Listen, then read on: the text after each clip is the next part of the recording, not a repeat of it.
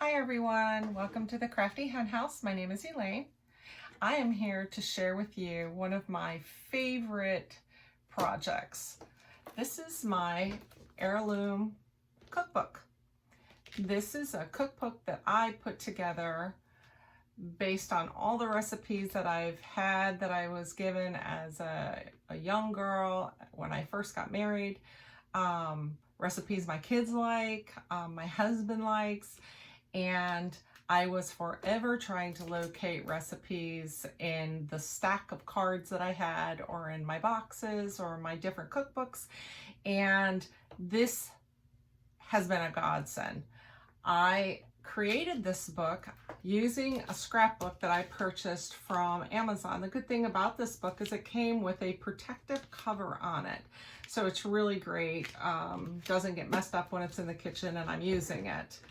Also, this book is about 12 inches tall and about 16 inches wide.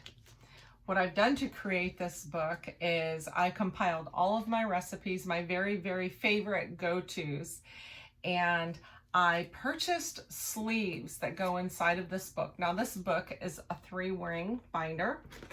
It's fabric on the inside. It has an insert where you can put a family picture or a title.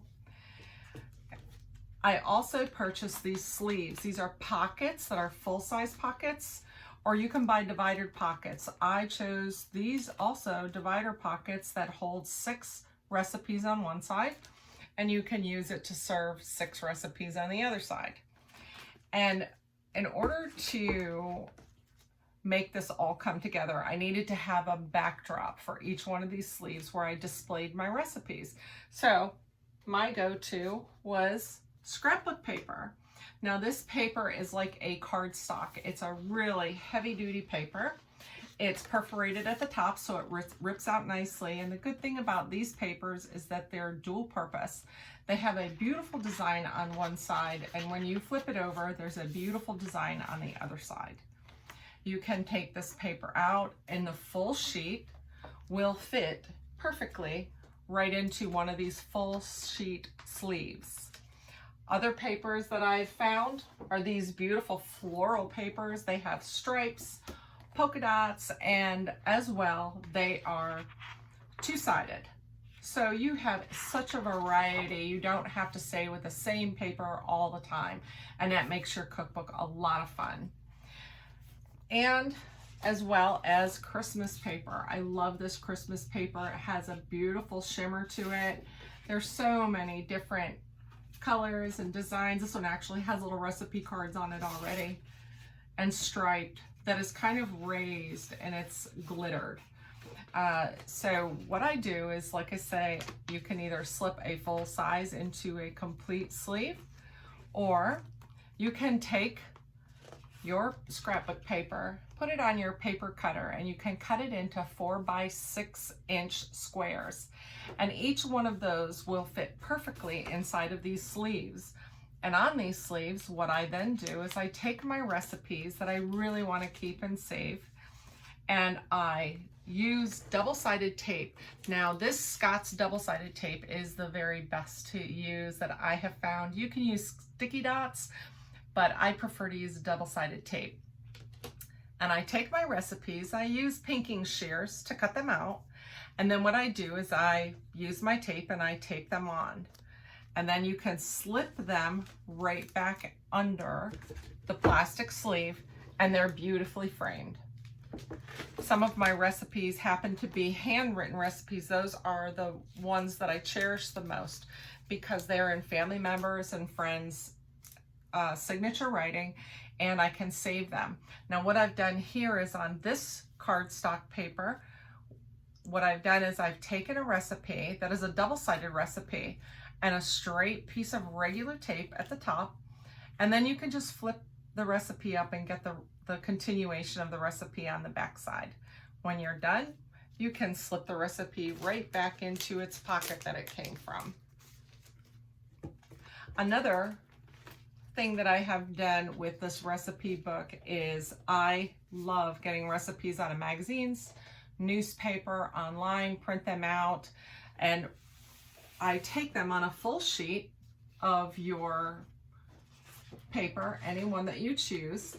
And you can, again, use your pinking shears, your scallop shears, anything that gives you that decorative kind of cut on the recipe.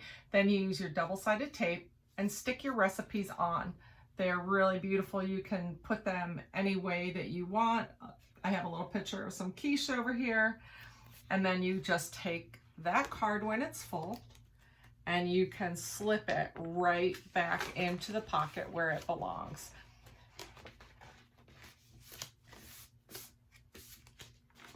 Now I've created sections of this cookbook and I've created them with names that I've chosen just to make the book fun and to make it personalized that it's mine. This is called From the Wild. This is chicken, fish, beef, and pork. So of course, you know, it's in this section. And again, use your cardstock paper. I have a little fish on this one, really cute. And then when I flip it over on my computer, I have typed out a list of all the recipes that are in this section. And if I add more, then I can handwrite them on this piece of paper, go back and retype it, and put a new slip of paper in there to make it look nice and tidy. So you see I have plenty of room to add more recipes. Now another great trick that I use is that I am constantly adding recipes. So I've taken a standard size sleeve, a pocket sleeve, and anytime I find recipes that I like pertaining to in the wild, or fish, chicken, pork, anything in this section, I have put them in this little pocket to save for later so that I can cut them down and put them in my scrapbook with my double-sided tape to be there forever. This other section that I've named is called Mama's Meal Savers. Now Mama's Meal Savers, I put in there all-in-one meals, casseroles, soups, and stews. You can put your section combined with any combination, breakfast casseroles, anything that you'd like. There's plenty of room when you use these papers. Now this one sheet, you can see this one pink sheet is a piece of paper. And like I say, I cut it into 6 even pieces. There's never a waste, and put one in each pocket. Then attach your recipe. Sometimes you might find that you have a recipe card that fits just perfectly without using your stock paper or your scrapbook paper. Here's another example of scrapbook paper with some of my recipes attached to them that I have found or have printed out. Here's from the garden. This is vegetables and salad. So again, you just make as many sections, as few sections as you want, or as many sections as you want, and this will be your go-to cookbook. I use this all the time. I don't have to open my Betty Crocker. I don't have to open my little cookbooks that I have stacks and stacks of them, because I know what my family likes. I know what I need to find. I even have a section in here that is for dog treats and horse treats. I have a section in here for homemade bug spray and hand sanitizer and laundry soap. You can make a section of your own and put it in here, and you will come to this cookbook for all of your cooking needs. You will not have to look anywhere else. So I hope you enjoyed this tutorial of my heirloom cookbook, and that you can make one for yourself and love it and enjoy it. Have a wonderful day. Thank you.